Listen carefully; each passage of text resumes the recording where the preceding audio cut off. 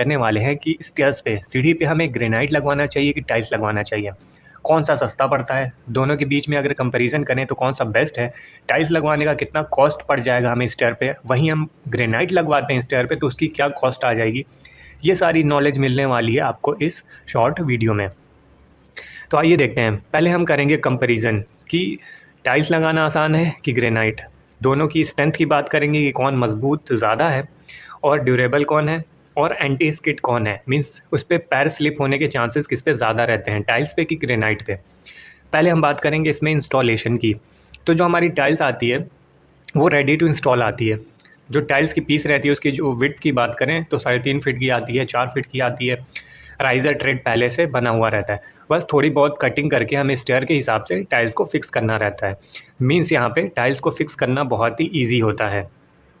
वहीं हम ग्रेनाइट की बात करें तो ग्रेनाइट के बड़े बड़े पीसेज आते हैं, उसको कटिंग करके स्टेयर के हिसाब से उसको बनाना पड़ता है, फिर उसको इंस्टॉल करना पड़ता है।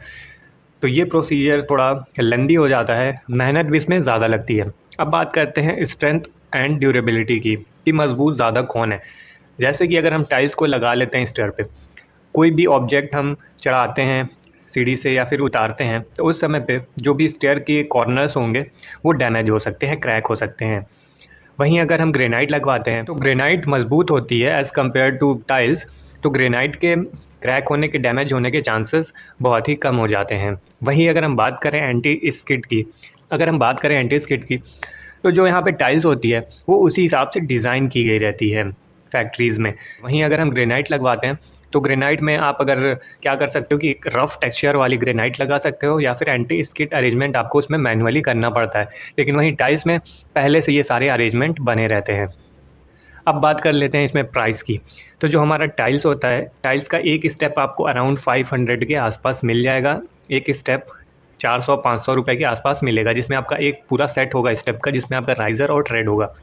वहीं मार्केट में ग्रेनाइट आपको मिल जाएगी, जो स्टार्टिंग है 100 रुपये पर स्क्वायर फीट के हिसाब से मिल जाएगी, और ये डिपेंड करती है आप किस टाइप की ग्रेनाइट को सिलेक्ट कर रहे हो, तो उस हिसाब से कॉस्ट और बढ़ती जाएगी। अब अगर लेबर कॉस्ट की बात करें, एक स्टेप हमारा लगाने में लेबर कॉस्ट क्या पड़ जाएगा। अगर हम टाइल्स लगवाते हैं तो एक स्टेप लगाने का चार्ज विथ स्कर्टिंग अराउंड 300 रुपये है।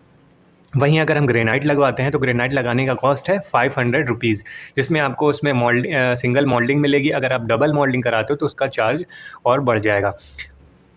अब बात करते हैं कि हमारा टोटल कॉस्ट कितना पड़ेगा स्टेयर पे टाइल्स लगाने का और ग्रेनाइट लगाने का। अगर स्टेयर पे हम टाइल्स लगवाते हैं तो अराउंड जो कॉस्ट आएगा नॉर्मली, एक अप्रॉक्स एक टेंटेटिव कॉस्ट आपका 16,000 के आसपास आ जाएगा। अगर वहीं हम स्टेयर पे ग्रेनाइट लगवाते हैं तो उसका कॉस्ट अराउंड 25,000 रुपये पड़ जाएगा। इसमें क्या क्या चीज़ें इंक्लूड होंगी, इसमें सारी चीज़ें इंक्लूड है, जैसे कि हमारा मटेरियल है, लेबर है, सीमेंट सैंड है, सारी चीज़ें इसमें इंक्लूड है। तो ये कॉस्ट डिफरेंस हमारा आएगा। हम एक स्टेयर पे अगर टाइल्स लगवाते हैं तो अराउंड 16,000 के आसपास हमारा टाइल्स लग जाएगा स्टेयर पे। वहीं अगर हम ग्रेनाइट लगवाते हैं तो ये 25,000 रुपये के आसपास पड़ जाएगा इसका कॉस्ट। और ये प्राइस डिपेंड करती है आप किस हिसाब का टाइल्स या फिर ग्रेनाइट पसंद कर रहे हो, लेकिन एक एवरेज टाइल्स और ग्रेनाइट पसंद करोगे तो ये कॉस्ट आपकी आने वाली है। कोई भी क्वेश्चन होगा तो आप कमेंट बॉक्स में लिख सकते हो, या किसी टॉपिक पे वीडियो चाहिए तो वो भी कमेंट बॉक्स में लिख सकते हो। ये वीडियो आपको हेल्पफुल लगी हो तो इस